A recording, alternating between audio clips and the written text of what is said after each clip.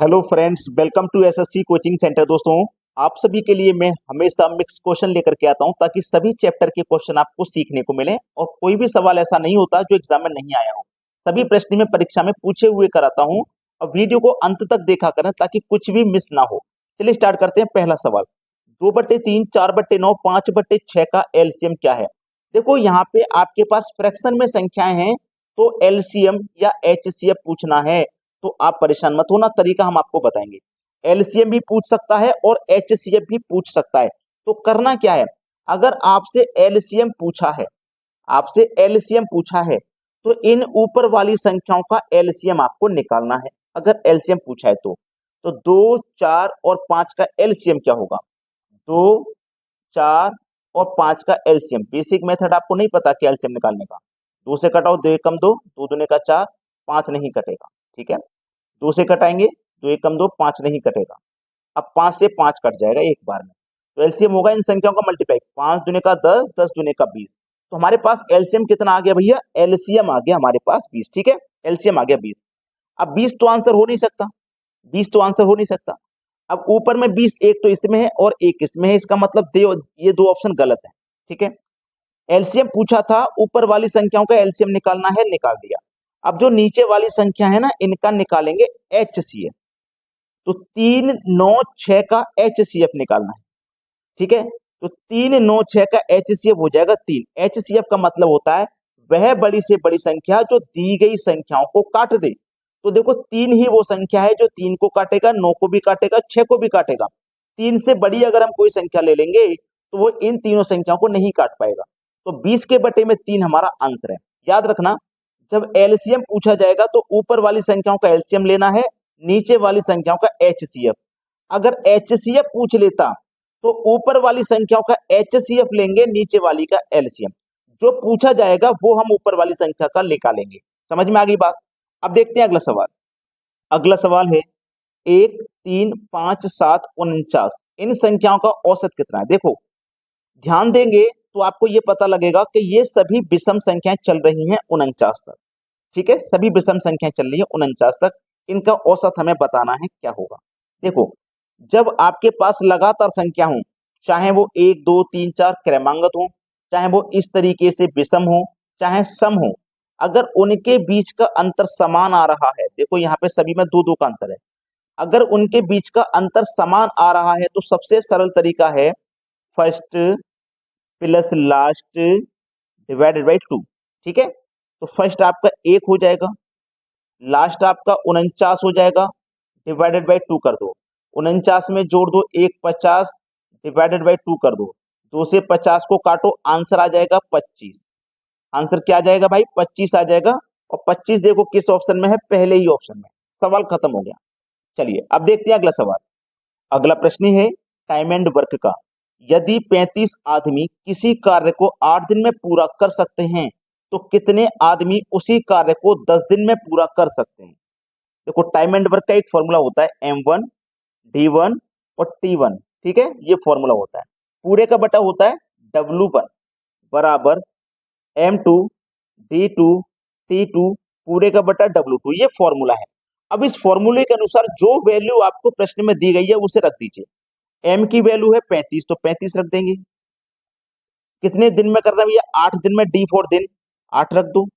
ठीक है, टी का मतलब है टाइम, जैसे प्रत्येक दिन 10 घंटे काम करते हैं या 8 घंटे काम करते हैं, 6 घंटे काम करते हैं, जो नहीं दिया गया उसे रहने देंगे। डब्ल्यू का मतलब है वर्क, तो उन्होंने बोला किसी कार्य को, यानी कि कोई भी एक कार्य है तो एक का मतलब बटे में एक लिखिए, चाहे मत लिखिए, बराबर।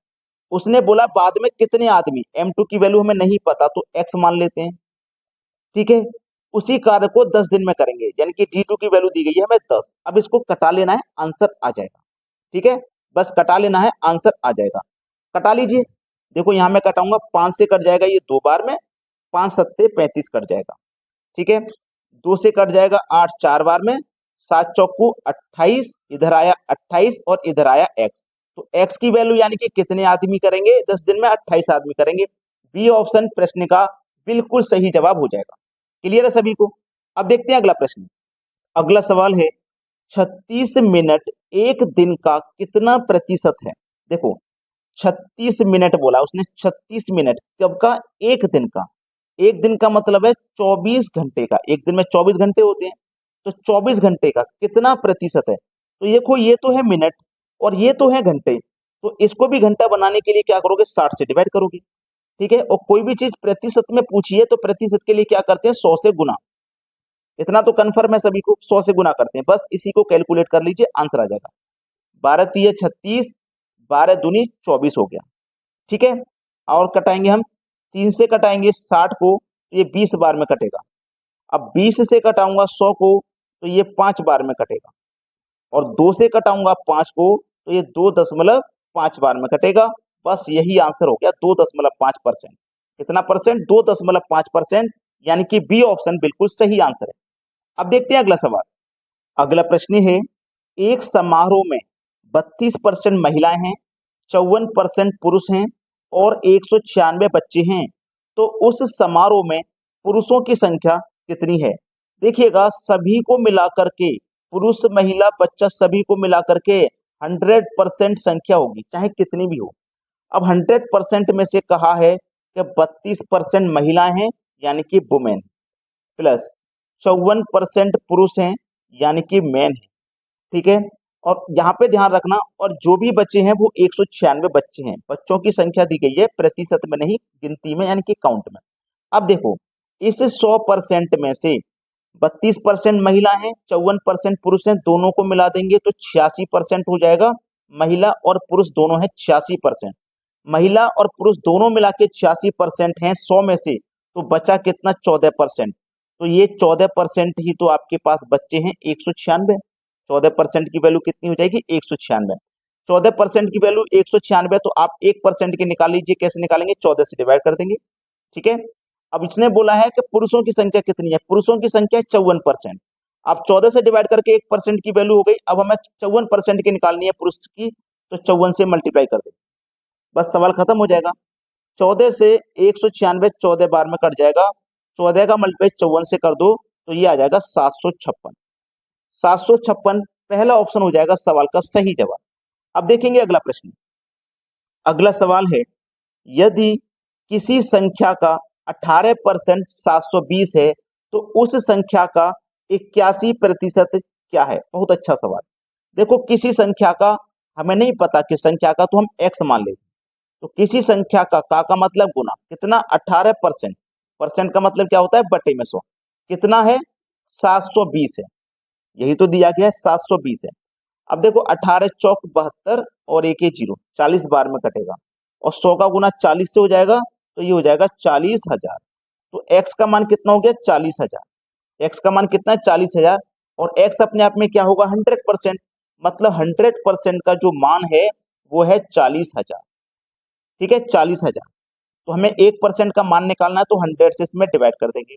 लेकिन उसने पूछा 81% क्या है, तो 1% का मान हो गया ये, 81% का मान चाहिए, तो 81 से गुना कर दो, बस सवाल यही खत्म हो जाएगा। 2 जीरो से आपके ये 2 जीरो कट जाएंगे। अब 4 का गुना 1 से कर दो तो 4 4 अट्ठे 32, और ये 2 जीरो आ जाएंगे लास्ट में। 32,400 किस ऑप्शन में है भाई? 32,400। 2 जीरो से 2 जीरो कटा, 1 मिनट। 2 जीरो से 2 जीरो कटा, 40,000 है, 1 मिनट यही पता लगा लेते हैं। 100 का ये यहाँ पे 4,000 है, 40,000 नहीं, 4,000। 1 जीरो कट जाएगा तो यहाँ एक ही जीरो आएगा, 3240 आंसर होगा, जो कि सी ऑप्शन है। अगर आपने वीडियो को लाइक नहीं किया है अभी तक, तो सभी बच्चे लाइक कर दें और शेयर भी कर दें। ठीक है दोस्तों, धन्यवाद।